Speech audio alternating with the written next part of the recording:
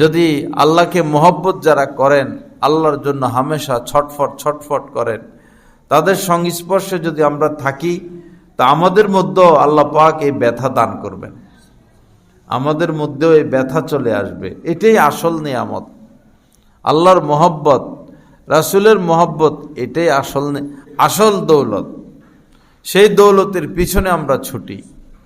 কোথায় ছুটাছুটি করতেছি, কোথায় ছুটাছুটি করতেছি, কোথায় নিজের জীবনটাকে শেষ করতেছি, কী কাজে আসবে সেটা একটু ভাবার কথা, একটু ভেবে চিনতে দেখি আমরা।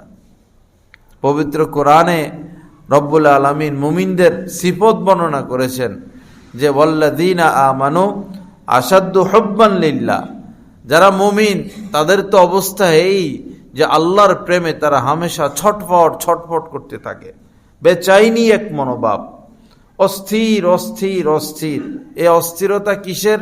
আল্লাহর জন্য, আল্লাহকে পাওয়ার জন্য, আল্লাহর সান্নিধ্য স্বাদ পাওয়ার জন্য, আল্লাহর মহব্বতের ফোঁটা পান করার জন্য। রব্বুল আলামিন আমাদেরকে সেই মাকাম নসিব